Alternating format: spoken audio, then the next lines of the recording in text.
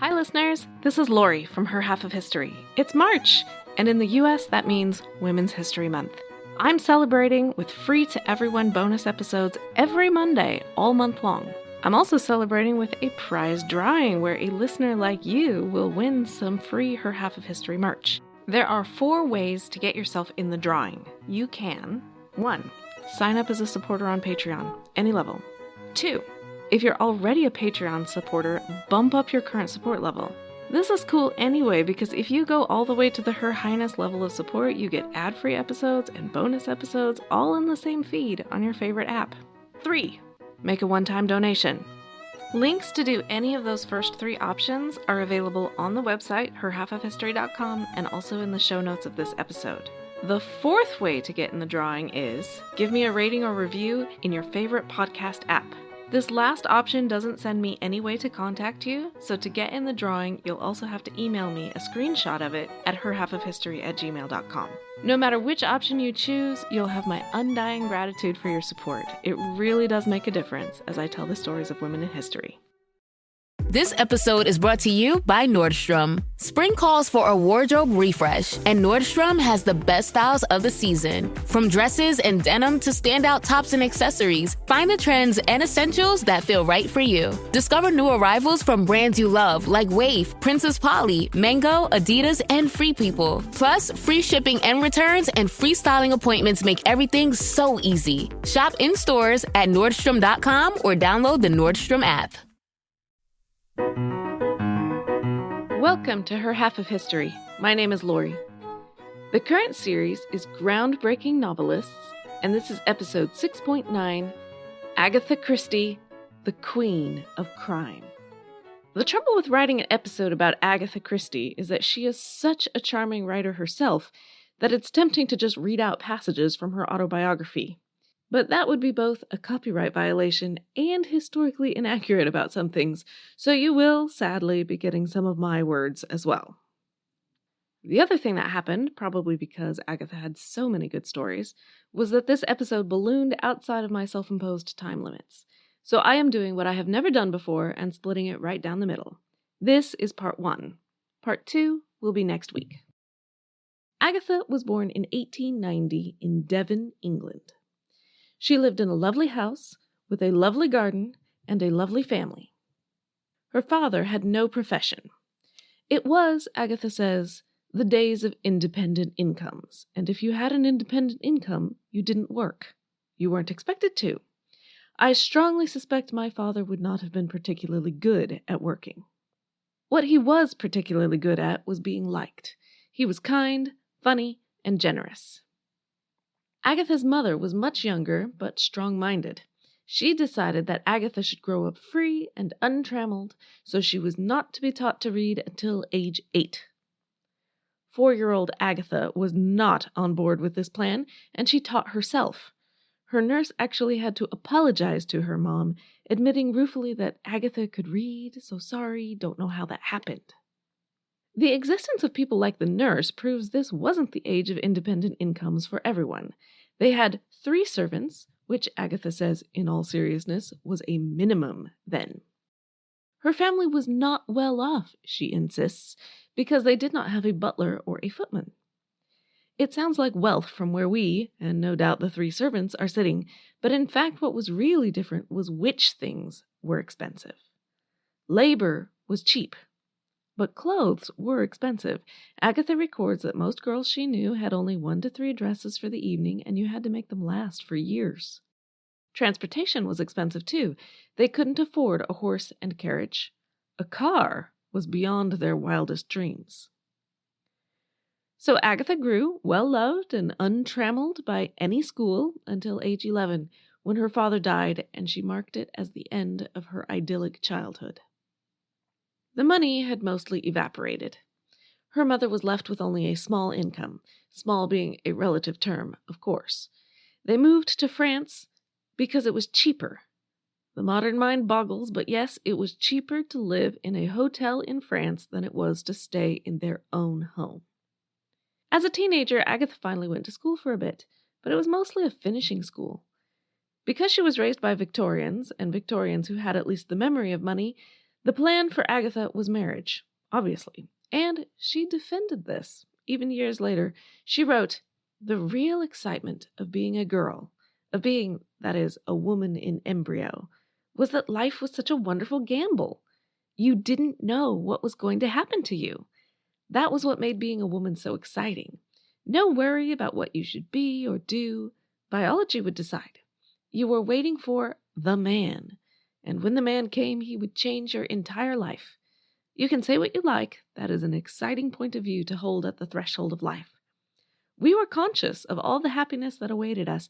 We looked forward to love, to being looked after, cherished, and admired, and we intended to get our own way in the things which mattered to us, while at the same time putting our husband's life, career, and success above all, as was our proud duty. We didn't need pep pills or sedatives. We had belief and joy in life. We had our own personal disappointments, moments of unhappiness, but on the whole, life was fun. Perhaps it is fun for girls nowadays, but they certainly don't look as if it is."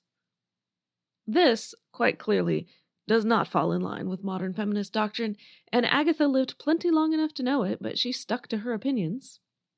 She writes, "The position of women over the years has definitely changed for the worse. We women have behaved like mugs. We have clamored to be allowed to work as men work. Men, not being fools, have taken kindly to the idea. Why support a wife? What's wrong with a wife supporting herself? She wants to do it. By golly, she can go on doing it." You've got to hand it to Victorian women. They got their menfolk where they wanted them. They established their frailty, delicacy, sensibility, their constant need of being protected and cherished. Did they lead miserable, servile lives, downtrodden and oppressed? Such is not my recollection of them. All my grandmother's friends seemed to me, in retrospect, singularly resilient and almost invariably successful in getting their own way. They were tough, self-willed, and remarkably well-read and well-informed.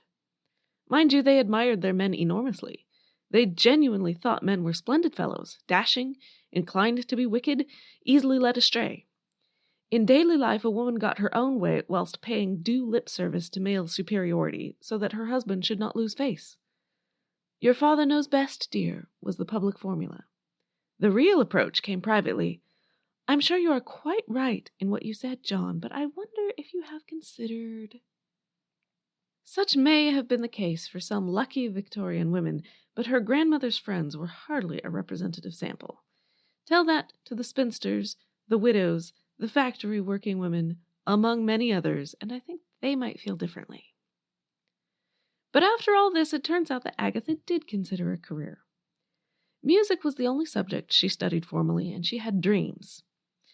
Until her piano teacher quietly told her she wasn't going to be a concert pianist, and her voice teacher kindly told her she wasn't going to be an opera singer either, and that was the end of that. When she was old enough to come out, her mother couldn't afford the season in London, so they went to Cairo, Egypt for it.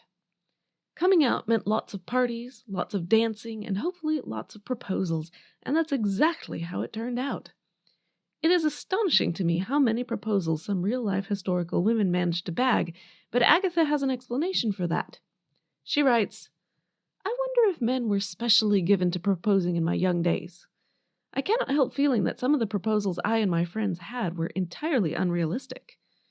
I have a suspicion that if I had accepted the offers, they would have been dismayed. I once tackled a young naval lieutenant on this point.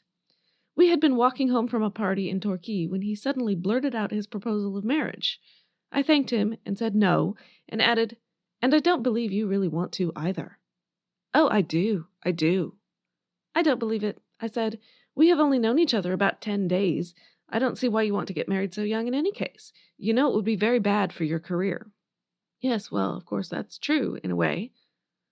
'So it's really an awfully silly thing to go and propose to a girl like that. You must admit that yourself. What made you do it?'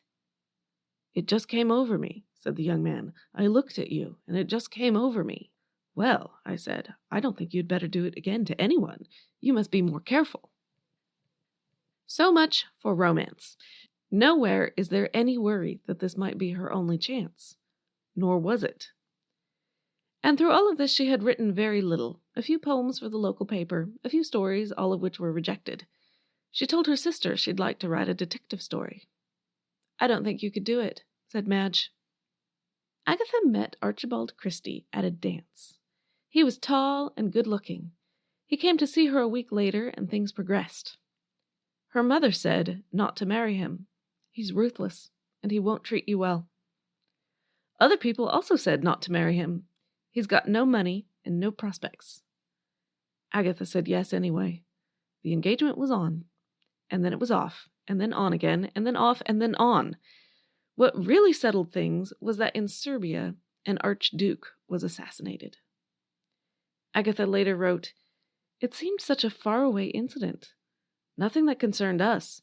After all, in the Balkans, people were always being assassinated. That it should touch us here in England seemed quite incredible, and I speak here not only for myself, but for almost everybody else. Swiftly, after that assassination, what seemed like incredible storm clouds appeared on the horizon. Extraordinary rumors got about, rumors of that fantastic thing, war. But of course that was only the newspapers. No civilized nations went to war. There hadn't been any wars for years. There probably never would be again. And then suddenly one morning it had happened. England was at war." LifeLock, how can I help? The IRS said I filed my return, But I haven't. 1 in 4 tax-paying Americans has paid the price of identity fraud. What do I do? My refund, though. I'm freaking out. Don't worry, I can fix this. LifeLock fixes identity theft guaranteed and gets your money back with up to $3 million in coverage. I'm so relieved. No problem. I'll be with you every step of the way. 1 in 4 was a fraud-paying American. Not anymore. Save up to 40% your first year. Visit LifeLock.com/podcast. Terms apply. I'm Ken Harbaugh, host of Burn the Boats from Evergreen Podcasts. I interview political leaders and influencers, folks like award-winning journalist Soledad O'Brien and conservative columnist Bill Kristol, about the choices they confront when failure is not an option. I won't agree with everyone I talk to, but I respect anyone who believes in something enough to risk everything for it. Because history belongs to those willing to burn the boats. Episodes are out every other week wherever you get your podcasts. Archie was in the Air Force and absolutely believed he was going to die. He and Agatha got married with 1 day's notice on Christmas Day, 1914. 2 days later, he left for war. Agatha volunteered at the hospital. For a girl who had never been expected to do anything more onerous than practice scales at the piano, it was an eye-opening experience. She spoke later about watching her first stomach operation, concluding with the words, "You can get used to anything." Between the bedpans, the vomit, and the blood, she had tasks that were difficult in a different way. She wrote, "I remember a serious-faced sergeant whose love letters I had to write for him. He could not read or write. He told me roughly what he wanted me to say. 'That will do nicely, nurse,' he would nod when I read it over to him. 'Write it in triplicate, will you?' 'In triplicate?' I asked. 'Aye,' he said, 'one for Nellie, and one for Jessie, and one for Margaret.' 'Wouldn't it be better to vary them a little?' I asked. He considered. 'I don't think so,' he said. 'I've told them all the essentials.' Agatha came to enjoy nursing, but a year into the war she was reassigned to the dispensary, where she pounded, mixed, stirred, and labeled medicines according to the chemist's directions. In particular, she learned precisely which medicines could be poisons and exactly how to make sure they weren't used that way. Or how to make sure that they were. The dispensary had slack periods, time where nothing much was expected of her. She was bored, and she was surrounded by potential poisons. It was time, maybe, to prove to Madge that she could, too, write a detective story. Obviously, she needed a detective. There was a colony of Belgian refugees nearby. Why not make her detective one of them? A retired police officer? The Mysterious Affair at Styles was written before Agatha had even the slightest idea of making a career out of writing. And yet all the classic Agatha Christie elements are there.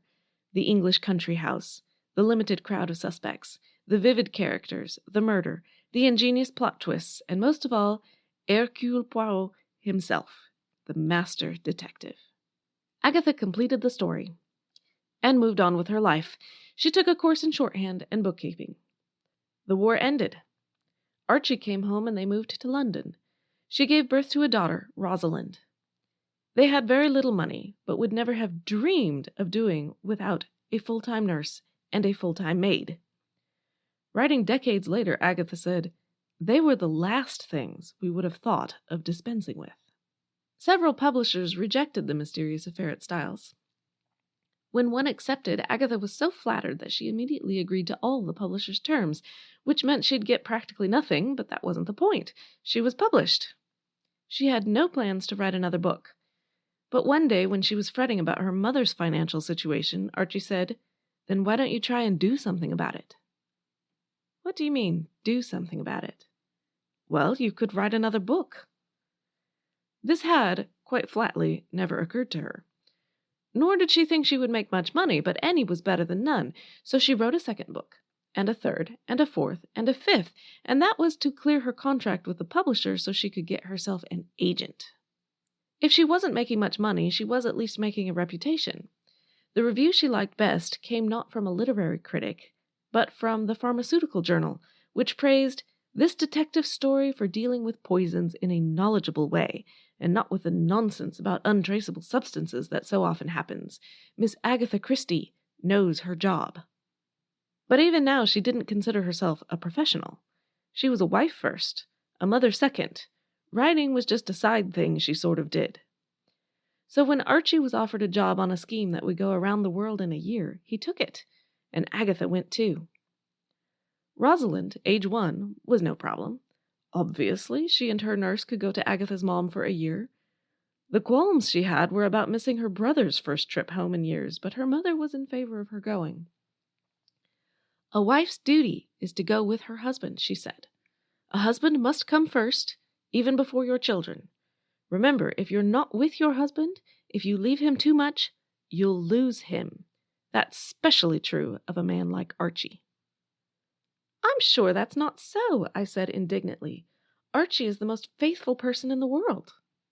"You never know with any man," said my mother, speaking in a true Victorian spirit. "A wife ought to be with her husband, and if she isn't, then he feels he has a right to forget her." Agatha had a marvelous time. South Africa, Australia, New Zealand, Fiji, Hawaii, Canada, New York. It sparked a lifelong love of traveling to exotic places. But no dream lasts forever.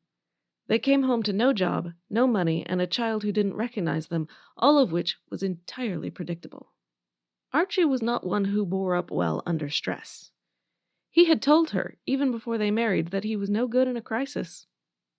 She wrote, "I had to accept from the first that he would be every day in a state of irritation, or else completely silent and sunk in melancholy. If I attempted to be cheerful, I was told I had no sense of the gravity of the position. If I was gloomy, I was told, 'No use pulling a long face, you knew what you were letting yourself in for.'" In point of fact, he told her to go home to her mother. "But Archie," she said, "I want to be with you. I want to share this. Can't we? Can't we share it together? Isn't there something I could do?" Nowadays, I suppose I could have said, "I'll get a job," but it was not a thing one even thought of saying in 1923. Of course, there were plenty of women who thought of getting a job, but not in Agatha's social circle, and it wouldn't have helped much if she'd tried. Women had worked during the war, doing their bit for home and country, but when the menfolk came home, women were badly paid or pushed out entirely. So Agatha stayed to cook and clean. They even, gasp, had to give up the maid. Times took an upswing eventually. Archie found a job, and Agatha got herself an agent who got her £500 for her next book. Agatha and Archie felt things were all better now, and they bought that symbol of wealth and modernity, a car. The problem with upswings is that they are followed by downswings. In April 1926, Agatha's mother died. They had been very close. Archie was in Spain for work, so he did not attend the funeral. When he showed up a week later, he was as uncomfortable as ever in the presence of unhappiness. He said, more or less, "Very sad, so sorry. Let's distract you with a fun trip in Spain, huh?"